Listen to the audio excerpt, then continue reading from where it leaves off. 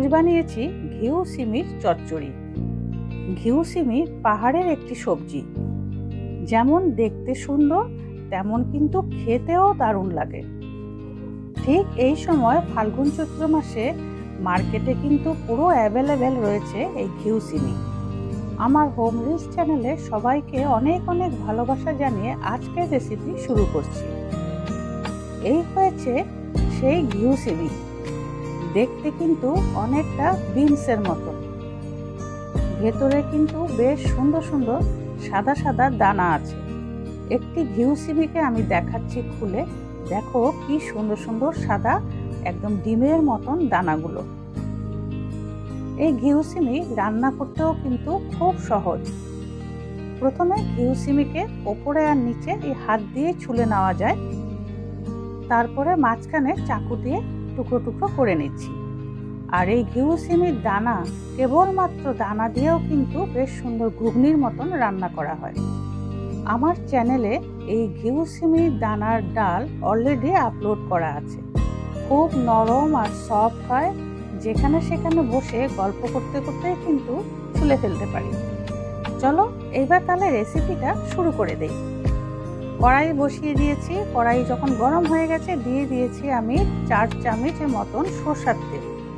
ফোড়নে দিয়ে দিচ্ছি একটি শুকনো লঙ্কা, দিয়ে দিচ্ছি একখানা কুচি করে পেঁয়াজ। পেঁয়াজটা একটু শ্যালো ফ্রাই করে নিয়েছি। এবার দিয়ে দিচ্ছি আলু, টুকরো টুকরো করে আলু। এবার সামান্য নুন আর হলুদ দিয়ে একটু নাড়াচাড়া করে, বলতে পারো নুন হলুদটা আলুর সাথে ভালো করে মিক্সড করে নিয়েছি। এবার লিড লাগিয়ে দিচ্ছি, 2 মিনিটের জন্য ঢেকে রেখে দেব, তাতে আলুটা খুব ভালো করে সফট হয়ে যাবে আর পেঁয়াজগুলো সফট হয়ে যাবে। আজকের ভিডিওটি খুব ছোট্ট ভিডিও, একটি লাইক দিয়ে পুরো ভিডিওটি দেখার অনুরোধ থাকলো।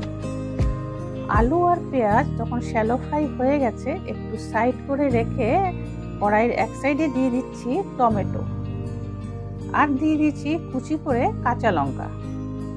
এবার 2 মিনিটের জন্য লিড লাগিয়ে রেখে দিচ্ছি, তাতে টমেটোগুলো খুব ভালো করে সফট হয়ে যাবে। 2 মিনিট পর লিড উঠিয়ে দেখছি টমেটোগুলো কিন্তু খুব ভালোভাবে সফট হয়ে গেছে, যেটা আমাদের শরীরের হাড়ের জন্য প্রচুর বেনিফিট। এবার ভালো করে মিশিয়ে নিয়ে দিয়ে দিচ্ছি 1 স্পুন জিরের গুঁড়ো আর দিয়ে দিচ্ছি 2 টেবিল স্পুন আদা রসুন বাটা। এবার ভালো করে মিক্সড করে নিচ্ছি।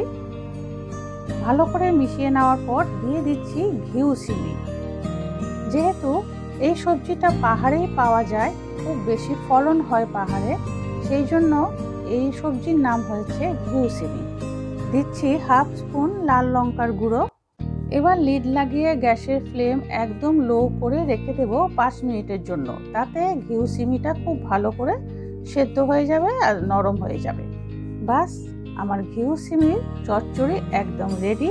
আমি একটি প্লেটে সার্ভ করে নিচ্ছি। আশা করি আজকের আমার এই ইউনিক রেসিপিটা তোমাদের নিশ্চয়ই ভালো লাগবে। ভালো লাগলে একটি কমেন্টস করে জানিও তোমাদের কেমন লেগেছে। আর আমার একটি অনুরোধ, তোমরা অবশ্যই এই ঘিউ সিমির চচ্চড়ি বা ডাল রান্না করে একবার খেয়ে আমাকে জানিও যে তোমাদের কেমন লেগেছে। আবার দেখা হচ্ছে নেক্সট একটি ভিডিওর সাথে।